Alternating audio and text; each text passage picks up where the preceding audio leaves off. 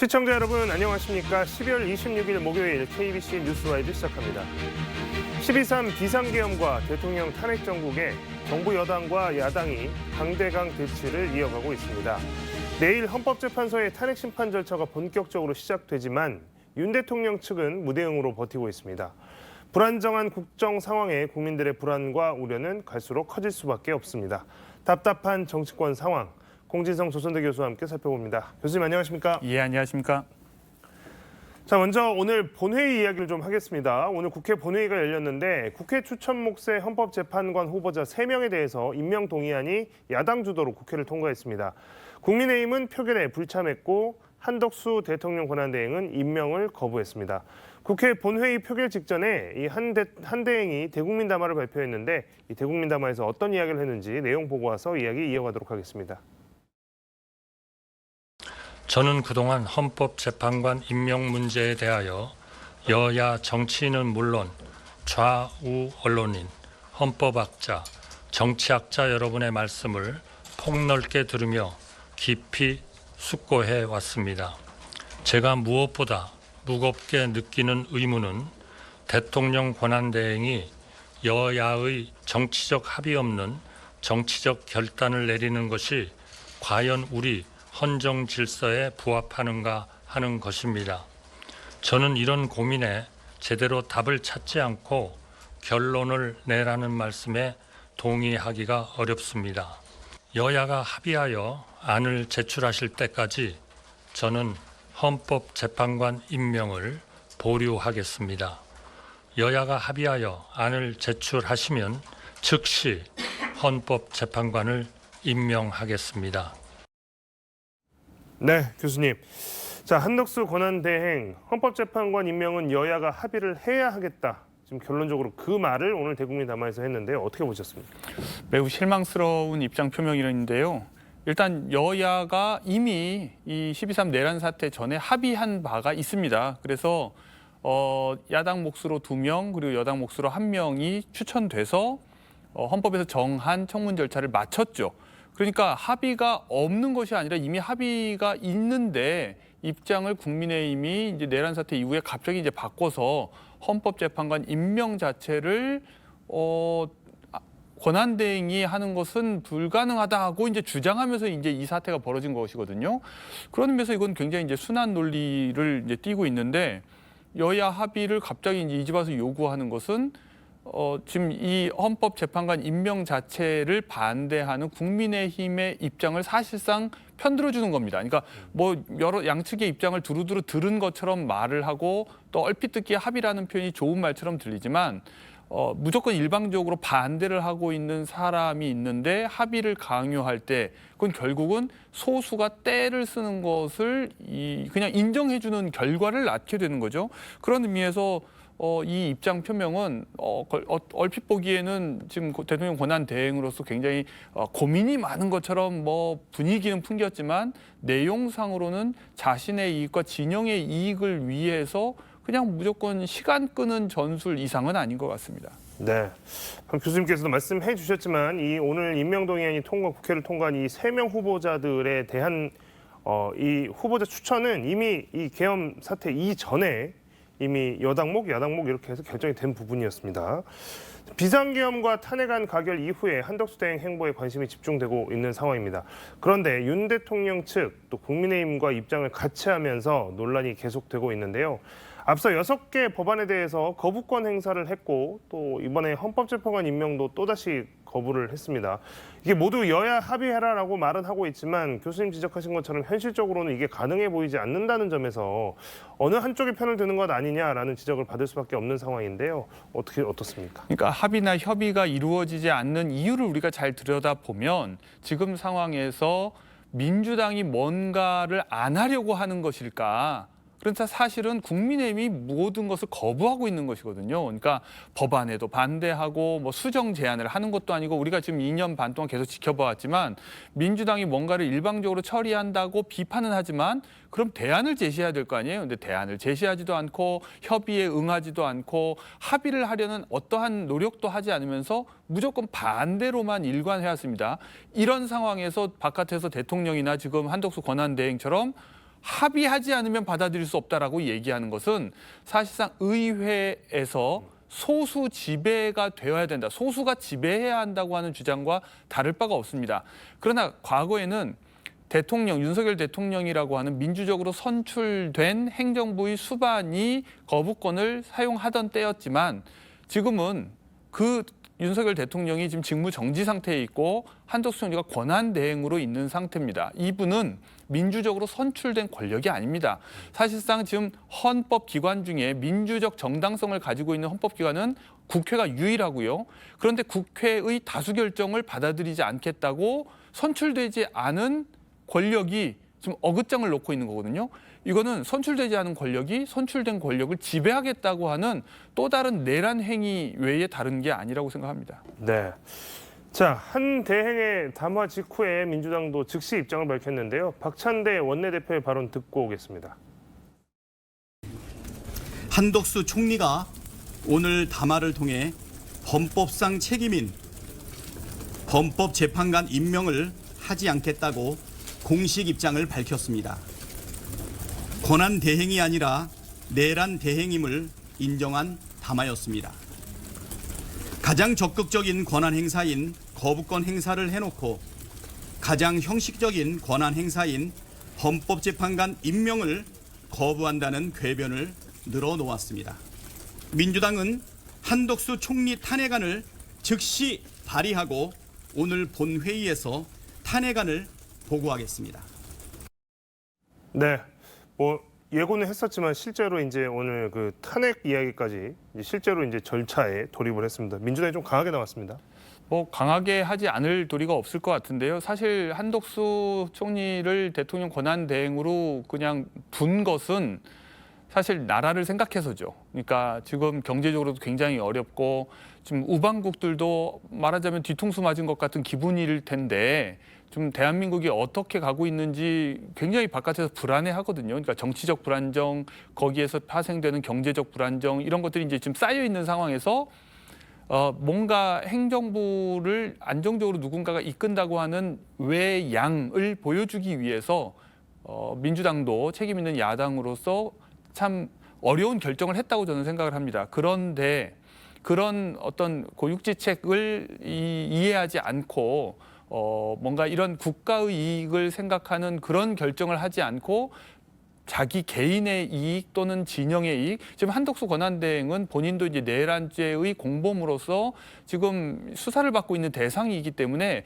자꾸 이런 식으로 뭔가 시간을 끌거나 어떤 헌법 재판이나 이런 내란죄 수사를 방해하는 것 같은 모습을 보인다면 그것은 철저하게 이제 이해 충돌과 관련된 사안이 되는 거죠.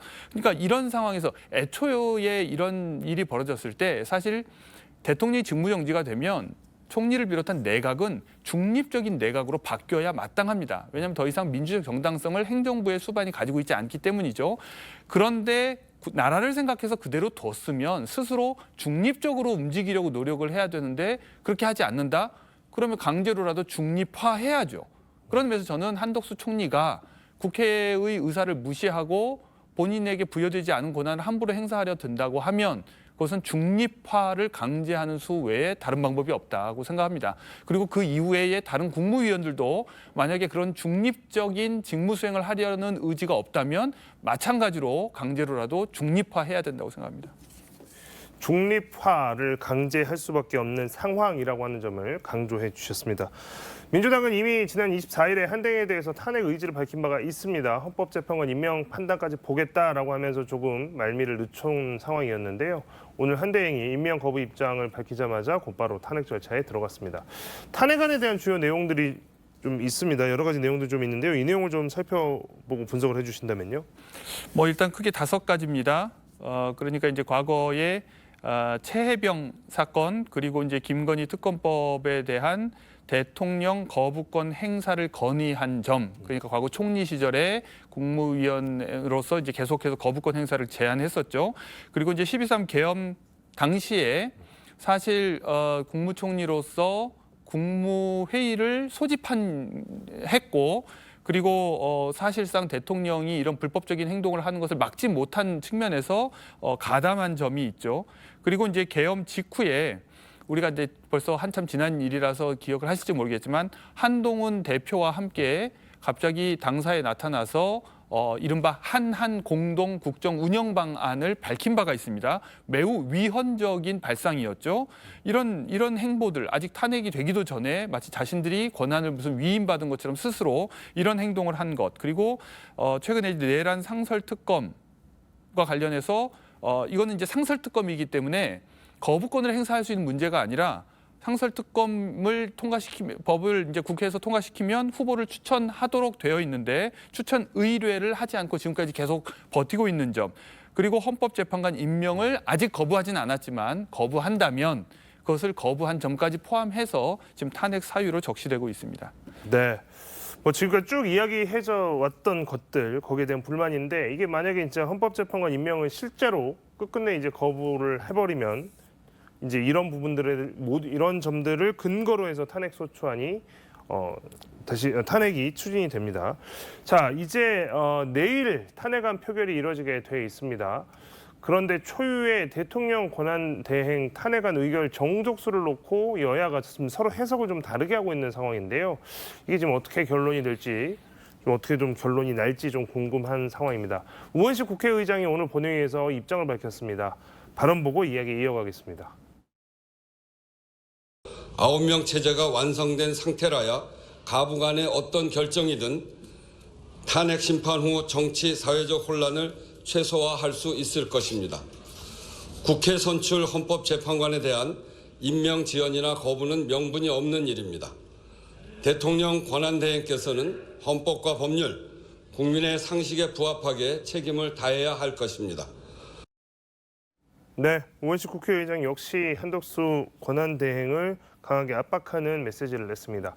국회의장은 일단 한대행에 대해서 이제 촉구를 한 상황이고, 이제 그렇다면 탄핵안이 만약에 이제 이 임명을 헌법재판관 임명을 받아들이지 않는다 그러면 이제 탄핵안도 표결을 하게 될 텐데 3분의 2냐 절반 과반이냐 뭐 이거 지금 해석이 의결 정족수에 대한 논란이 엄청 많이 있습니다. 이거 어떻게 무엇을 근거로 좀 어떻게 판단해야 될까요? 사실 이제 복잡한 문제는 아니라고 생각합니다. 일단 이제 국회에서 탄핵 소추안이 표결에 붙여지겠죠. 그러면 우원식 의장이 투표가 성립됐는지 그리고 투표가 가결됐는지를 선포하는지 여부가 일단 1차적인 판단 기준이 된다고 생각합니다.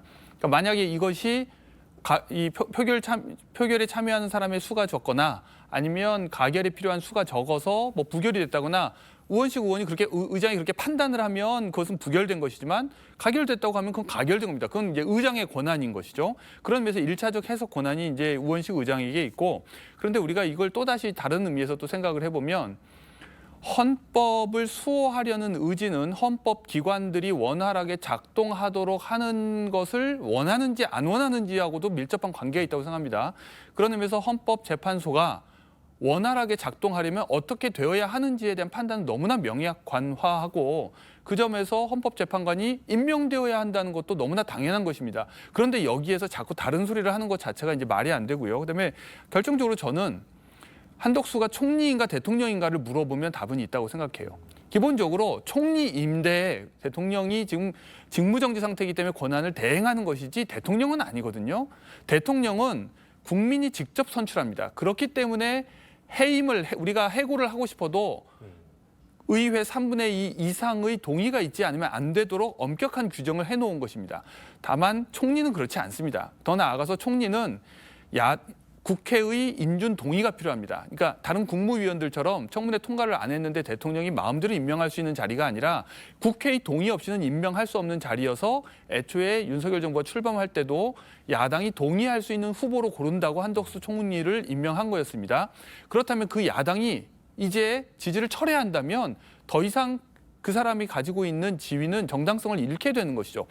그러니까 너무나도 상식적인 문제이기 때문에 저는 여기에는 이견의 여지가 별로 없다고 생각하고, 아무리 지금 국민의힘에서 뭐 200명이 필요하다 이렇게 얘기를 한다 하더라도 그 모든 것을 다시 판단하는 것은 결국 1차적으로 국회의장이고 두 번째로는 헌법재판소인데, 헌법재판소가 이미 헌법재판관 임명이 아무 문제 없다고 이미 입장을 밝힌 바가 있습니다. 네, 대통령 권한 대행이라고 하는 직위 자체가 대통령이 업무상 행사해야 할 권한을 대행해서 한다는 말. 그래서 국무총리인가 이 사람의 지위가 국무총리인가 대통령이냐는 엄연히 좀 다른 문제라고 하는 점, 이 부분에 좀 생각해 볼 부분이 있는 것 같습니다. 자, 민주당 여기서 잠깐 또 짚어볼 부분이 오늘 또 하나 터져 나왔습니다. 나중에 좀 이야기를 다시 한번 하겠지만 오늘 김용현 전 국방장관, 지금 구속돼 있는 전 국방장관의 변호인단이 기자회견을 냈고, 이 자리에서 김 전 장관이 계엄 당일 국무회의 전에 국무총리, 그러니까 지금 한덕수 권한대행에게 비상계엄 건의를 사전에 보고했다라고 하는 주장을 갑자기 했습니다. 당연히 한 대행 쪽에서는 사실이 아니다라고 즉각 부인을 했는데요. 이게 탄핵 소추 사유로 내란 공모가 포함된 상황이어서 계엄에 대한 책임론이 만약에 오늘 변호인단이 주장한 부분이 사실로 인정이 된다면 계엄에 대한 책임은 더 커질 수밖에 없고, 굉장히 이제 중요한 포인트가 오늘 갑자기 등장을 했단 말이죠. 어떻게 보십니까? 지금 이제 우리가 뉴스를 볼 때 좀 주의해서 들어야 되는데요. 이 모든 사람들이 기본적으로 피의자입니다. 그러니까 이제 피의자가 하는 말은 철저하게 법적으로 자기들에게 유리하도록 말을 하는 것이기 때문에 그것을 감안해서 들어야 되는 것이고요. 그런 면에서 두 가지 가능성이 있습니다. 김용현이 거짓말하거나 한덕수가 거짓말하거나.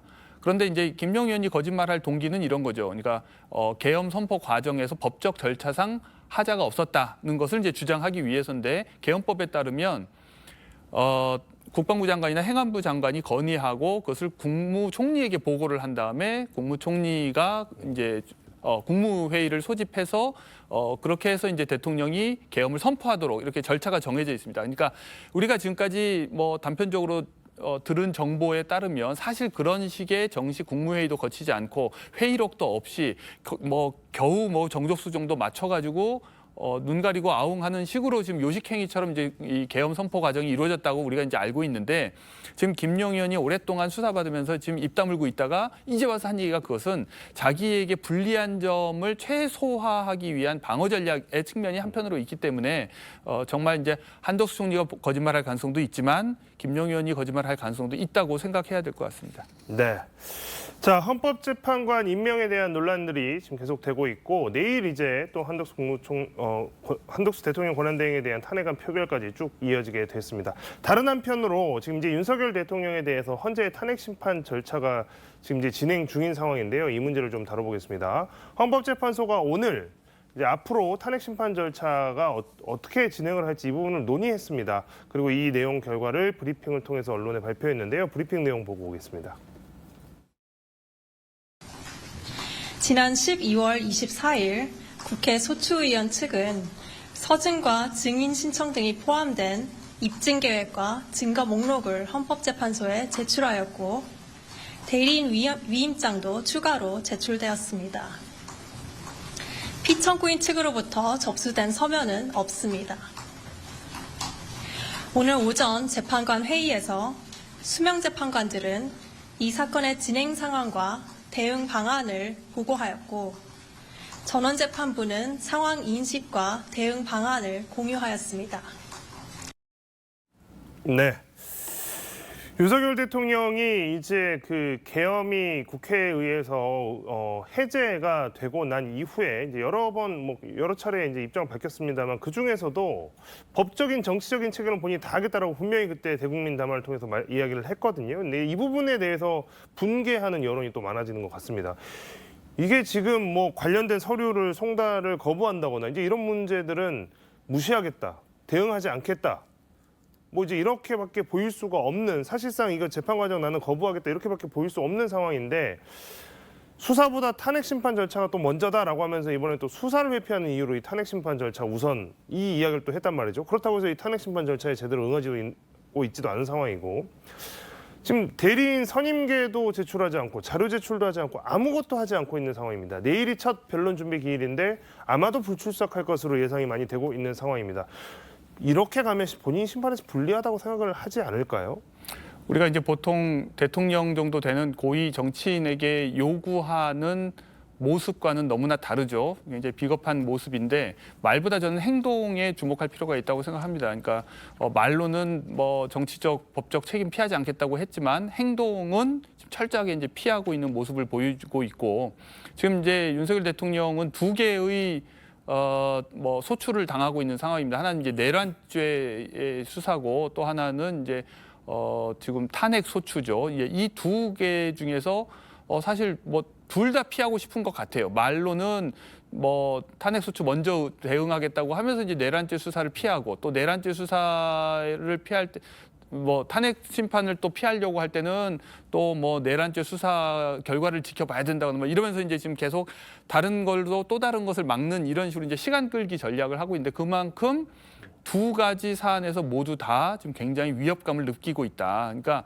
지금 보이고 있는 모습을 보면 그것이 당당한 자의 태도보단 말로는 뭐 굉장히 뭐 잘못한 거 하나도 없고 정치적 결단이었고 뭐 이런 식으로 말은 하지만 실제 보여주고 있는 행동은 이 모두 재판이나 이 소송과 관련해서 매우 지금 궁지에 몰려 있음을 스스로 보여주고 있다는 생각이 듭니다. 그래서 뭐 오랫동안 검사로서 일해온 사람인 만큼 법적으로 기소의 가능성이나 불리한 수사의 가능성을 누구보다도 잘할 겁니다. 그래서 최대한 시간적으로도 늦추고 뭐 수사도 피할 수 있는 대로 피하고 자기에게 적용될 수 있는 혐의도 최소화할 수 있는 대로 최대한 뭐 줄이려고 노력할 거라고 생각합니다. 네. 자, 앞서 그 한덕수 국무총리 이야기를 하면서 김용현 전 국방부 장관이 오늘 그 변호인단이 오늘 기자회견이 있었다 이런 이야기를 말씀 좀 드렸는데 여기서 또 한 가지 주목할 만한 이야기가 나왔습니다. 계엄 선포 이후에 나왔던 그 포고령과 관련한 이야기였는데요. 포고령 초안에 대해서 포고령 초안은 자기가 썼다. 하지만 대통령이 최종 수정을 했다. 이렇게 이야기를 했습니다. 그러니까 포고령에 대해 자기가 기초를 닦은 건 맞는데 구체적인 내용으로 들어가게 되면 그건 내 의지가 아닐 수도 있다라고 하는 부분을 이렇게 이야기를 한 겁니다. 이거 법정에서 이제 어디까지를 누가 했고 이제 이런 부분들을 상세하게 다투겠지만 어쨌든 오늘 이 발언은 윤 대통령에게 좀 불리한 거 아닙니까? 모르겠습니다. 이런 걸로 추가로 더 불리해질 것도 없을 거라고 생각하는데요. 약간 요 표현은 이제 이중적인 의미가 있습니다. 그러니까 하나는 포고령과 관련해서 이제 최종적인 책임자가 대통령이라는 얘기를 하는 것이지만 또 다른 한편으로는 거기에 이제 본인이 제출했던 이제 포고령에는 초안을 잡았던 포고령에는 뭐 야간 통행 금지 사안도 있었는데 그걸 이제 대통령은 뭐 민간에게 피해가 가니까 그건 빼라고 했다거나 하면서 이제 뭔가 대통령의 본의가 뭐 내란에 해당하는 그런 걸 의도했던 것은 아니라는 식의 뉘앙스를 좀 풍기기 위해서 그런 것을 얘기하는 측면이 있어서요. 이건 아까도 말씀드렸다시피 지금 다들 피의자들끼리 뭐 서로 뭐 얘기하는 것은 남에게 탓 돌리는 것도 있고 또는 서로 함께 이제 혐의를 줄이기 위해서 입 맞추는 것일 수도 있어서 앞으로 이제 피의자들이 계속 언론을 이용해서 자신들에게 유리한 여론전을 펼칠 때 특히 시청자들이 좀 주의하실 필요가 있다는 생각이 듭니다. 네. 자, 윤 대통령은 재판뿐만 아니라 지금 수사도 사실상 거부하고 있는 상황이죠. 어제도 공수처의 2차 소환 요구에 불응했습니다. 좀 전에 뭐 교수님도 지적해 주셨지만 법을 잘 알다 보니 어떻게 하면 최대한 지연시킬 수 있고 법을 최대한 이용해서 내가 이 과정을 나에게 유리하게 할 수 있을까를 생각해서 하는 행동들일 텐데 자, 이렇게 계속 빠져나가다 보니까 강제 수사해야 되는 거 아니냐라는 여론이 높아질 수밖에 없습니다. 그런데 이제 또 수사기관 입장에서는 강제 수사라고 하는 것이 윤 대통령 지지자들이나 또 현직 대통령이기 때문에 좀 부담스러울 수도 있는 상황이고요. 공수처가 실제로 이 수사에 대해서 차질을 빚을 수도 있을 것 같다라는 생각도 있는데 현재 상황 좀 어떻게 보시나요? 지금 이래서 이제 내란 특검법이 빨리 통과가 되고 특검이 임명이 되어야 되는데 이것을 지금 국민의힘이 계속해서 이제 발목을 잡고 있고 또 한덕수 권한대행도 이 법을 이제 통과시키지 않으면서 이제 거부권을 행사하면서 이제 이게 문제가 되는 거죠. 왜냐하면 지금 공수처가 법적으로는 수사 권한을 가지고 있고 그렇기 때문에 이제 검찰도 윤석열 대통령에 대한 수사 권한을 이제 공수처로 넘긴 상황입니다. 그런데 문제는 이제 공수처는 합법적으로 수사 권한은 있지만 영장 청구할 수 있는 권한이 없어서 지금 만약에 이제 체포를 하더라도 48시간 이내에 영장 청구를 해서 이제 체포를 하고 해야 되는데 이 영장 청구 권한이 없는 거죠. 그러니까 이제 이 모든 수사를 통합 관할할 이제 특검이 임명되어야 통합수사본부도 이제 구성하고 그래서 이제 모든 기관에서 이제 파견된 사람들을 이용해서 이제 일사불란하게 이제 진행을 할 텐데 지금은 경찰 그리고 공수처 검찰이 서로 이게 경쟁하듯이 수사를 하면서 지금 조율이 잘 안 되고 있는 상황입니다. 그래서 이 상황에서 그냥 무조건 뭐 체포하고 뭐 막 구속하고 일반 국민들은 그걸 당장 바라겠지만 그렇게 한다고 해서 능사가 아니라 조금이라도 이제 법적으로 하자가 되지 않는 방식으로 이제 일을 진행해야 되기 때문에 지금 다소 더딜 수밖에 없는 것 같고요. 그래서 무엇보다도 지금 내란 특검법의 통과가 아주 필요하고 특검 임명이 빨리 이루어져야 된다고 생각합니다. 네. 자, 계엄 선포 이후에 대통령에 대한 국회 탄핵 소추안 통과 그리고 이제 수사와 그리고 이제 헌법재판소로 넘어간 이 사안까지 뭐 매주 다르게 매일이 다르게 새로운 소식들이 나오고 있는데요. 당분간은 이런 상황들이 계속되지 않을까 싶습니다. 오늘 이야기는 여기까지 듣도록 하겠습니다. 지금까지 공진성 조선대 교수와 함께했습니다. 교수님 고맙습니다. 예, 감사합니다.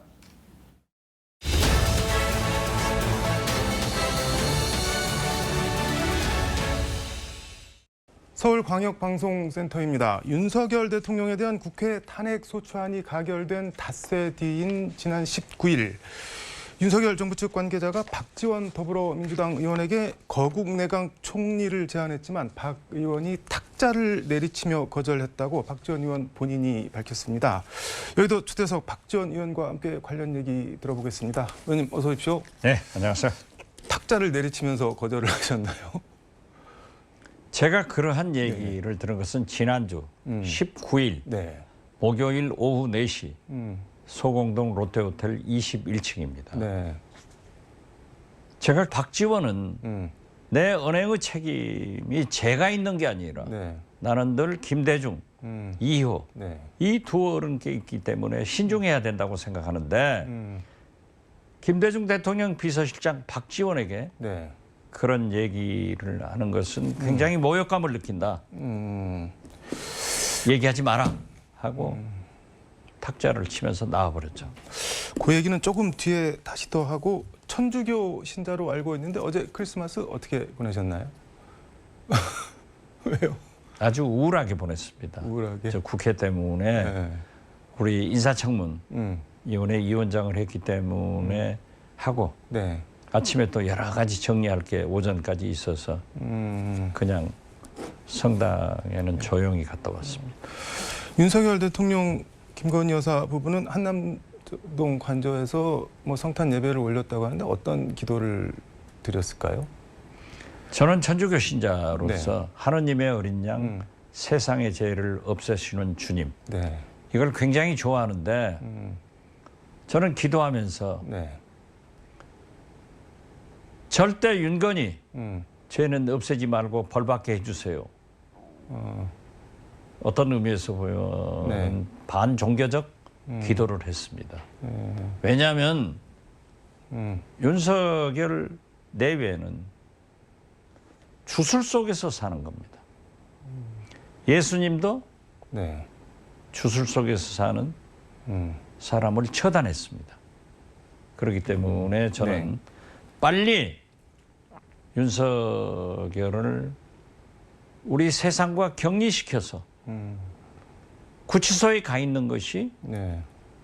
내란이 현재 진행 중인 것이 종식되고 주술 국가에서 벗어나는 길이다. 우리는 끝까지 이러한 문제를 최소한 네. 이 두 가지를 위해서 싸워야 된다. 이렇게 생각합니다. 그 전국 대학 교수들이 이제 이맘때쯤 되면은 뭐 올해 사자성어 이런 걸 선정하는데 근데 교수 신문이 선정한 거 보니까 뭐 1위가 도량발호, 2위가 네. 후한무치, 3위가 석서위려. 이거 뭐 조합하면은 진짜 낯짝 두껍고 머리 큰 쥐 한 마리가 국가를 어지럽히고 있다. 뭐 이런데 이게 좀 참 씁쓸하다는 생각도 들더라고요. 이거 보면서. 그 교수신문에서 사자성어 네. 제정하는 게 굉장히 시대 상황을 반영하고 있어요. 네. 지금 뭐 말씀하신 대로 소공동 롯데호텔 귀빈실에서 거국 총리 제안을 받았다고 하는데 누가 제안했는지는 물어봐도 말씀 안 해주실 거죠? 아, 그건 제가 얘기할 수 없고 사실 네. 저는 12.3 비상계엄 선포 전에 대한민국과 네. 선포 후에 대한민국은 완전히 달라졌습니다. 12.3 선포 전에 저를 비롯한 많은 네. 인사들이 임기 1년 단축 개헌론을 주장했습니다. 네. 저는 이 개헌론을 이명박 때부터 주장을 했거든요. 네. 그것은 거듭 말씀드리지만 12.3 이전에 대한민국에 필요한 요건이에요. 그러나 12.3 이후, 네. 즉 비상계엄 이후는 모두에도 말씀드렸지만은 첫째, 윤석열 내란, 네. 외환 수개를 빨리 공수처에서 체포해가지고 네. 우리 세상과 격리시켜 놔야 돼. 그래야 네. 주술 국가에서 벗어날 수 있고 현재도 내란이 진행 중인 것을 차단시킬 수 있다. 근데 뭐라고 하면서 거국 내각 총리를 맡아주십시오 이렇게 얘기를 하던가요? 뭐 그건 예. 제가 거국 내각을 주장했고 지금 위기니까 네. 해봐라 이런 얘기인데요. 저는 나쁘다고 생각하지 않았어요. 그러나 옳지 않다. 내가 할 수 없다라고 얘기 분명히 했는데 네. 그때는 가볍게 느꼈는데 이 개헌론이 나오는 걸 보면은 윤석열이 아직도 내란이 종식되지 않고 진행 중에 있고 네. 또 임기 연장 자기 안위를 보장하려고 하는 음모다. 그래서 저는 개헌론과 함께 거국 내각을 얘기하는 것은 네. 내란 동조 세력이고 음모다. 이건 절대 있을 수 없다 하는 것을 지금 현재 우리가 할 일은 개헌론을 네. 없애주는 거예요. 근데 음모예요. 개헌론을 그러니까 개헌을 논의를 하는 게 이게 왜 윤석열 대통령 임기 연장이랑 연결이 되는 건가요? 시간을 벌자는 것 아니에요. 개헌이 네. 국회에서 개헌안을 작성해서 네. 국회에서 통과해서 200명 이상이 네. 찬성할 거 아니에요? 네. 그래가지고 국민 투표를 거치려면은 몇 개월이 걸려요. 그러면은 네. 결국 윤석열은 그것을 네. 핑계로 해서 대통령직을 복귀하고 주술 속에서 시간을 벌고 그렇기 때문에 이러한 것은 윤석열의 임기를 연장하는 자기 대통령을 복귀하는 그런 음모로 해석하기 위해서 심지어 거국 내각 총리를 나한테 제안하더라 하는 얘기를 했습니다. 근데 탄핵 심판이랑 개헌 논의를 투트랙으로 동시에 진행을 해서 비슷한 시기에 하면 되는 거 아닌가요, 혹시? 그건 안 되죠. 그거 안 되나요? 왜냐하면 초점이 흐려져 가지고 많은 개헌을 하기, 저도 개헌론자라니까요. 네네. 그렇게 하기 위해서는 여러 가지 문제가 복잡하잖아요. 물론 네. 원포인트라고 할 수 있지만 이게 합의하는데 네. 보통 문제예요. 그렇기 때문에 네. 그 사이에 개헌론이 나오면은 블랙홀이 돼서 글이 빠져요. 그건 안 됩니다. 그건 절대 이 윤석열의 음모에 네. 주술에 빠지 말자. 근데 이렇게 볼 수도 있을 것 같은데 말씀하신 헌재 완전체 구성을 구인 체제를 하고 그다음에 뭐 김건희 특검, 내란 수사 특검 이런 거 지금 한덕수 총리가 다 지금 사실상 그냥 묵히고 있는데 그거 그냥 의원님이 총리로 가셔서 후딱후딱 할 거 다 빨리 해서 신속하면서도 질서 있는 퇴진 이런 거 그냥 이렇게 진두지휘 하시면 안 되는 건가요? 아, 그걸 안 하지 않아요. 그러니까 그걸 하러 의원님이 총리로 들어가시는 거는 그건 옵션이 아, 아닌가요? 그건 예. 누가 임명해요? 누가 윤석열이 임명해야 된다고요. 아, 그런 또 문제가 있네요. 그렇죠. 지금은 아무도 할 수 없는 거예요. 그런다고 권한대행이 임명하나요? 그런 임명권은 없잖아요. 그렇기 때문에 모든 것은 네. 윤석열 임기 연장의 음모다. 그렇게 보면 돼요. 애초 성사가 불가능한 거를 그렇죠. 들고 온 거네요. 그러면은. 만약에 네. 12.3 비상계엄 전에 대한민국에서는 네. 좋은 아니죠. 근데 가령 뭐 이제 뭐 개헌론은 뭐 임기 연장 음모다 이제 그런 말씀을 하시는데 4년 중임제 개헌 이건 뭐 그 전부터 쭉 논의가 되었던 거니까 그 원포인트를 해서 그거 아니 자꾸 네. 개헌론으로 몰고 가시면 안 된다니까요. 알겠습니다. 그것은 네. 12.3 비상계엄 전의 얘기예요. 그러니까 지금은 시급하게 전국을 안정해서 파탄난 서민경제, 경제를 살리고 네. 남북관계를 살리고 외교를 살려야 될 중차대한 시기예요. 이때 만약에 네. 개헌을 논을 해가지고 블랙홀로 그쪽으로 빠져든다고 하면은 아무것도 되지 않는 거예요. 그래서 지금은 네. 주술 국가인 윤석열 무당들과의 관계를 끊어서 네. 세상에 격리돼야 내란이 종식되고 헌재를 완전체로 만들어야 네. 심판을 할 수 있는 거예요. 이 두 가지만 먼저 하고 탄핵 후에 무슨 개헌을 얘기할 수 있다고 또 보지만은 저는 지금은 아니에요. 지금은 그러니까 탄핵 한 점만 집중해서 봐야 할 때지 다른데 좌고우면하는 거는 다. 초점을 흐리지 말자는 거예요.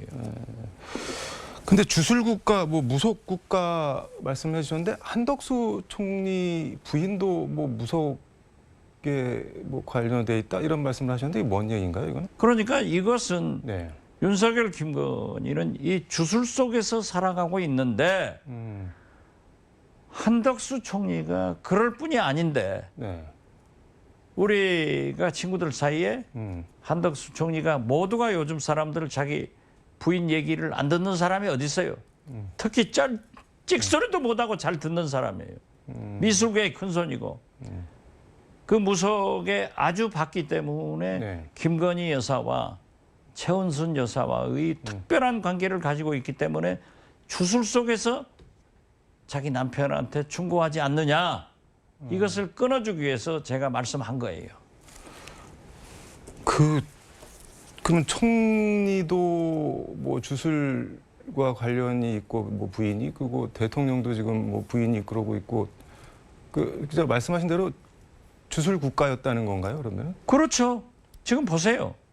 이번에 친이 구테타 비상계엄도 네. 전 정보사령관 성추행으로 1년 반인가 네. 감옥 살고 나와서 불명예 제대해가지고 안산에 가서 네. 점집을 하는 그 사람이 모든 것을 만들었다는 것도 아니에요. 네. 그리고 심지어 12월 3일 날짜도 그 사람이 정해가지고 한 거예요. 근데 지금 뭐 윤석열을 세상과 격리해야 된다 이 말씀을 계속 강조를 하시고 계신데 이미 뭐 직무가 정지됐고 뭐 굳이 어쨌든 대통령인데 뭐 확정 판결 전인데 잡아서 가둬야 되냐 그게 대한민국이나 뭐 국격에 도움이 되냐 뭐 이렇게 얘기를 하는 사람들도 있는데 그건 어떻게 보세요? 그러한 사람들은 네.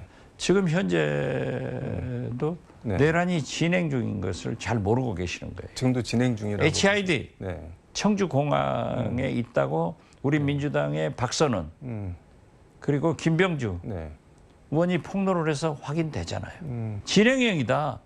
그리고 무엇보다도 대통령 네. 내외가 주술 속에서 네.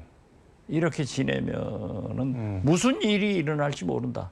그러니까 한시라도 빨리 격리시켜야 되고 저를 비롯한 우리 야권 민주당 조국 네. 혁신당 의원들이 공수처장한테 네. 그렇게 빨리 긴급 체포해라. 내란 외환 수계는 네. 영장이 필요 없다. 그렇게 하겠다 하고 어제 출두를 안 하니까 또 이상한 얘기를 하잖아요. 그래서 네. 오늘 우리 야당 의원들이 공수처를 항의 방문했습니다. 네. 빨리 촉구해야죠. 그래서 그러한 안이한 생각을 하고 있으면은 또다시 내란이 오고 우리나라가 붕괴되기 때문에 거듭 말씀드리지만 윤석열을 빨리 세상과 격리시키는 체포를 하고 헌법재판관을 임명해서 완전체로 심리를 해야 된다. 네. 이 이외의 개헌이나 대선 네. 개짜만 끝내고 대짜만 끝내도 내란 음모 세력이고 윤석열의 임기를 연장해 주려고 하는 음모 세력이다. 저는 그렇게 봅니다. 그러니까 뭐 막다른 골목에 몰린 상황에서 어떤 일을 저지를지 모르니까는 격리를 해야 된다 그런 말씀. 당연하죠. 들리네요. 주술 속에서 지금도 움직이잖아요. 아니 대통령이 조폭 네. 두목만 떠도 못한 사람을 우리가 대통령으로 모시고 있었단 말이에요. 마지막이라도 깨끗해야지. 아니 네. 자기 크리스마스 좋은 카드는 받고 송달되는 것은 배척하고 변호사를 아직 못 구했다. JTBC 보도에 가면은 7억을 주고 해도 누가 변호사 하겠어요? 근데 김건희 여사 특검 이거는 계속 그래도 해야 될 필요가 있는 건가요? 이미 뭐 김건희 여사가 뭐 권력에서 이제 이쪽이 다 밀려났으니까 수사를 그냥 제대로 해야죠. 특검도. 예. 자기가 지은 죄를 네. 만약에 김건희 특검과 최상병 특검을 했다고 하면은 네. 오늘의 이런 사태는 없었을 거예요. 그런데 네. 한덕수 대행이 제가 소통한 바에 의거하면은 특검은 유연적 소지가 있다. 안 하겠다는 거예요. 왜 유연적 소지냐? 어떻게 특검의 추천을 야당이 하느냐? 네. 여야가 추천해서 하면은 임명할 수 있다. 그래서 제가 그 얘기를 한 거예요. 관례가 있다. 이명박 네. 내곡동 사저특검 때 당시 원내대표인 이항구 대표를 네. 민주당 원내대표인 제가 설득해서 대통령을 직접 수사하는데 네. 아들을 수사하는데 어떻게 당신들이 특검을 임명하면은 국민이 믿겠냐 해서 네. 그때도 민주당 제가 특검에서 이광범 변호사가 특검으로 내곡동 사저특검을 성공시킨 거예요. 박근혜 국정농단 때도 마찬가지 논리로 어떻게 대통령을 조사하는데 특검을 네. 여당에서 하느냐. 그래서 민주당과 안철수당에서 추천하게 합의해가지고 법안이 통과해서 제가 안철수당에서 박영수 특검을 추천해서 성공한 거예요. 그래서 저는 이러한 관례도 있다. 네. 하지만은 막무가내더라고요. 그래서 저는 최소한 네. 한덕수 대행은 헌법재판관 3명에 대해서 네. 헌법재판소에서도 대법원에서도 네. 법적 하자가 없으니까 임명해야 된다 하는 거고 네. 황교안 과거 대통령 권한대행도 네. 임명을 한 관례가 있기 때문에 즉각해라. 네. 이것을 거부한다고 하면은 우리는 탄핵을 할 수밖에 없다. 이렇게 경고를 하면서 네. 지금 특검은 그래요. 김건희 특검은 네. 우리 도이치모터스 네. 주가 조작 문제는 최강욱 전 의원이 네. 항고를 해서 서울 고법에서 지금 수사를 하고 있어요. 네. 또 김건희하고 가장 밀접한 관계인 명태균 씨. 네. 이는 창원지검에서 황금폰 3개를 압수해가지고 다 나오니까 그대로 두어도 네. 김건희는 결국 감옥으로 갈 수밖에 없다. 그래서 저는 최소한 네. 한동훈 대행이 의리를 생각해서 안 한다고 하더라도 네. 저는 헌법재판관 임명은 네. 해라. 이것을 요구하고 있고 이것을 하지 않으면은 우리도 칼을 뺄 수밖에 없다. 이렇게 경고를 합니다. 한동훈 대행이 아니라 한덕수 대행 말씀입니다. 한덕수. 예. 하도 아무튼 2025년 내년이 을사년 푸른 뱀의 해라고 하는데 올해 마지막 모셨는데 여의도 초대서 그 신년 덕담 한 말씀 해주고 가시죠. 국민 여러분, 나라가 어려워도요. 김대중 대통령께서 말씀하셨습니다. 역사는 발전하고 인생은 아름답습니다. 지금 우리 시대가 국민이 전 세계가 요구하는 윤석열을 체포해서 세상과 격리하고